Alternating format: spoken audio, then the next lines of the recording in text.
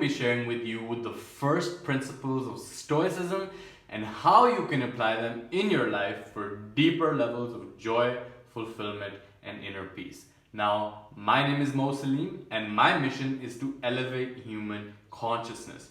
Consciousness is awareness, and the first thing I want to bring your awareness to is that of the ancient Stoics as warriors of the mind rather than as librarians of the mind, because the common conception in modern society and the way it's taught in universities really is that there's a bunch of information that is acknowledged, there's a bunch of new knowledge that is acquired, but they don't actually do anything with it. It's just like a mental masturbation going on whereby you're acquiring new knowledge for the hell of it. But when we look at the ancient Stoics, they were obsessed with practical knowledge that could lead to a new experience that would allow them to gain new wisdom. Okay, so when we look at some examples of this, we see Epictetus, who was a former slave who won his freedom and ended up becoming a huge influence on Marcus Aurelius, who was the emperor of Rome at its height. He was the most powerful man on the planet at that point in time. Or whether we're talking about Seneca the Younger, who was a playwright and an investor, an advisor to the Emperor Nero. So all of the ancient Stoics were active members of society that were consistently engaged in the process of improving themselves and optimizing themselves, while they could go ahead and have that positive impact on everyone that they came in contact with as well. Okay, so that's the first point, to understand that the reason we study philosophy is not just to expose ourselves to new ideas, but to go ahead and have new experiences with those new ideas, which then gives us the wisdom that will help us reach those higher states of being. Okay, and these higher states of being, the highest human good, according to Aristotle, was that of eudaimonia. Okay, this was the end goal of the Stoics, and this was the state which we were striving towards. Right, so Aristotle said that the highest human virtue is that of eudaimonia.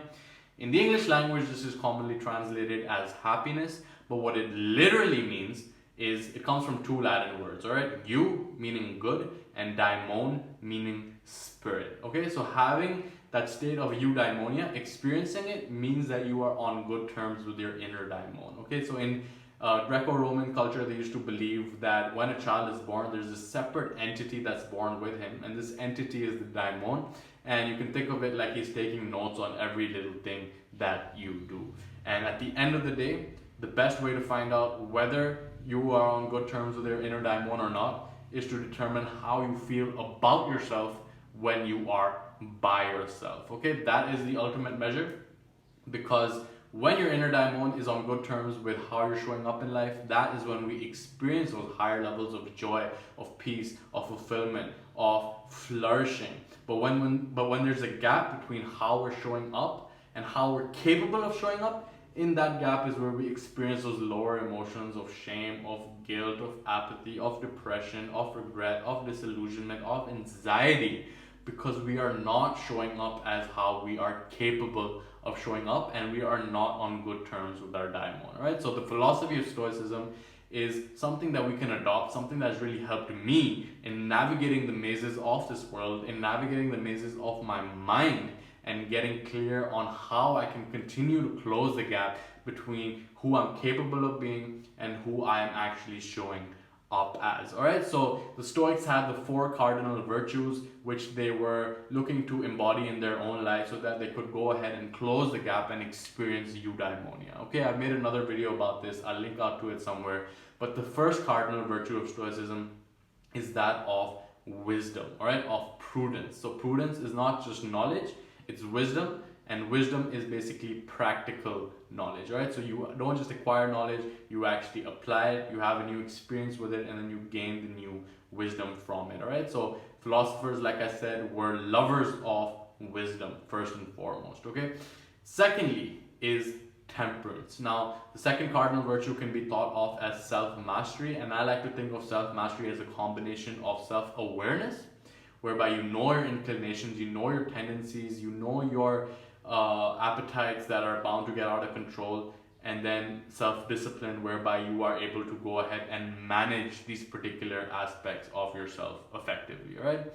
The third cardinal virtue is that of justice, and think of this as integrity, whereby you are living in alignment with your values, whereby your vision of the future is driving your present behavior rather than getting caught up in all the different distractions, right? So integrity means living in harmony with your highest ideals. And then the fourth cardinal virtue is fortitude, which you can think of as courage. All right, now courage, interestingly enough, comes from the Latin root which means heart.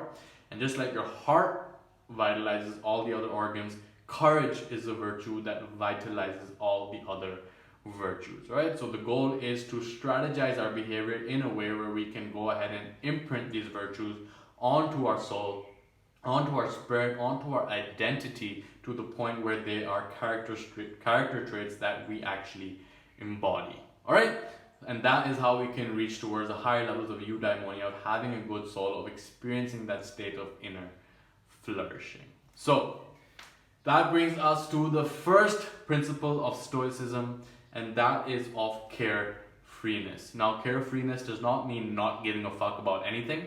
It means giving a fuck about the right things. All right, now the essence of this can be captured by the Serenity Prayer, which they use in 12-step programs in the Alcoholics Anonymous.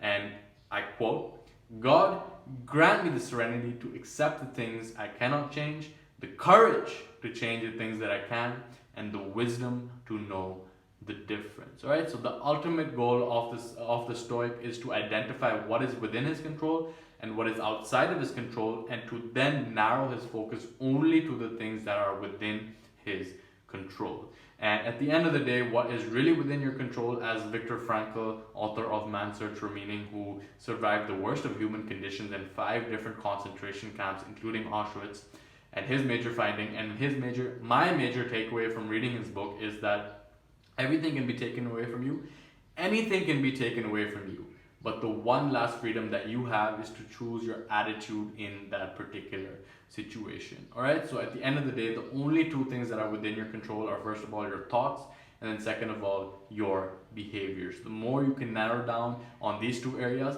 and the less you can concern yourself with all of the things that are outside of your control, the more effective you will be with your actions, with your behaviors, and with how you are showing up. All right, Stephen Covey, the author of 7 Habits of Highly Effective People, he has a good model for this as well. So he says there is the circle of influence, which is what you can actually go ahead and make an impact on.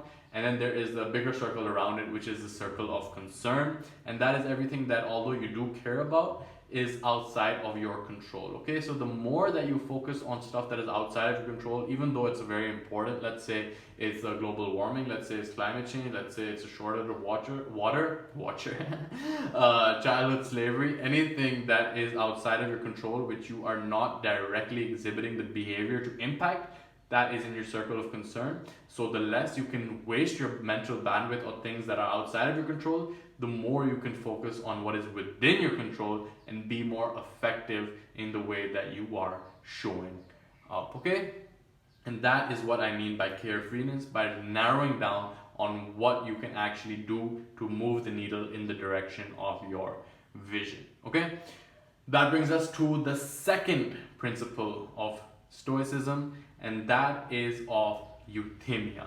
Okay, so euthymia is something that you also experience when Seneca described it as when you have a clarity in your path and the confidence to actually walk it. Because we live during the time of social media where we are exposed to everyone and their mother's lives pretty much, right? And we're looking at what everyone is doing, and then we're like, shit, I should be doing that as well. Or you're like, oh shit, that guy's so ahead of me right now. Oh, and then also comparing the other way, where, oh, I'm so much better off than him. But when you're in a state of euthymia, you are not looking this way, you're not looking that way. You are focused on your own path, on your own purpose, because you have the clarity and you are in touch with your deeper purpose here on earth. Okay, so obviously purpose is a very broad term and it can have a lot of different meanings depending on who you ask. But the way I like to think about it is that there is a grand purpose which is the same for everyone, and that is to achieve eudaimonia by closing the gap between how we're showing up and how we're capable of showing up, to really die empty, to let go of the gifts that we've been given, in greatest service to the world, to become who we're capable of being. Okay, and that's a moment to moment thing, and that is something that we should all strive for, because if we don't, like I said, you will end up on those lower emotions. All right, so that's the grand purpose, which all of us have the same one, to become who we're capable of being. And then specifically, whether that is through your specific vocation, whether that's through your calling, whether you want to make videos, whether you want to write articles, whether you want to just go and serve your family, whatever is true to you, you are clear on the fact that that is what rings true to your heart, and you are walking your path, and that will allow you to be less distracted by looking this way and that way, and having the clarity and confidence to walk your true path in life. And that is when you get into the state of euthymia. Okay?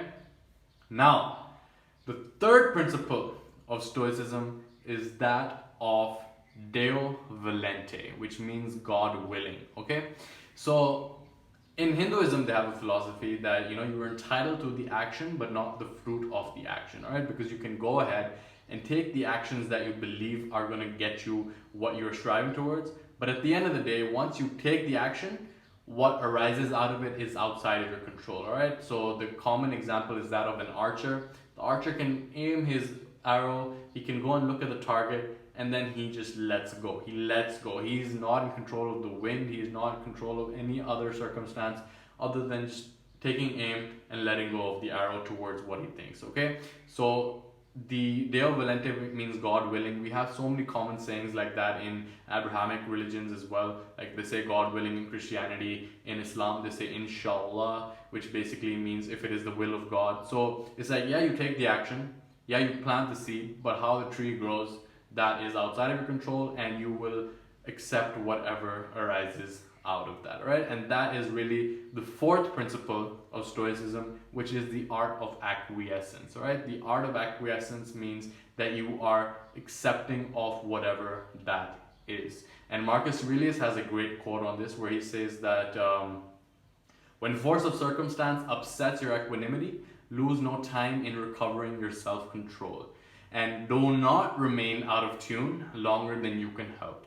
Habitual recurrence to the harmony strengthens your mastery over it. Okay, so anytime that life knocks you off center, the point is to get back to your center as soon as possible, and not remaining out of tune longer than you can help. Because the more you can get back to your center, the better you will get at it, the firmer you will be able to have a grasp over it, and the more you will be able to operate out of that alignment with your center, rather than being thrown this way and that way, right? And there are a lot of tools to do this. Obviously, breath is a huge tool. You can just take control of your breath in emotionally heightened situations. You can bring yourself back to center. There is, there's a lot of, for example, cold showers is a great one. When you put yourself in a stressful situation and force yourself to be calm in it, that strengthens up your resilience to the point where you're able to get back from stress into your centered environment. So there are a lot of tools out there, but ultimately, having that tranquility to know that everything that happens how it's supposed to be. All right, because if it wasn't, then it wouldn't happen, because everything is flowing according to a bigger picture that you and I are unable to express in words. But if we just tap into that and strive to learn the lessons that we can remember from experiencing these situations, then we can go ahead and have a huge room for improvement in every single situation that life sends our way. And that is really ultimately the goal of Stoicism, not to be emotionless, not to just acquire a bunch of knowledge, not to just do nothing with the knowledge. Okay, it's about having that wisdom to go ahead and manage our emotions effectively. So not about suppressing or repressing our emotions, because that never works. Eventually they will come out and express themselves, but how to effectively manage them to govern our behavior in alignment with our highest value.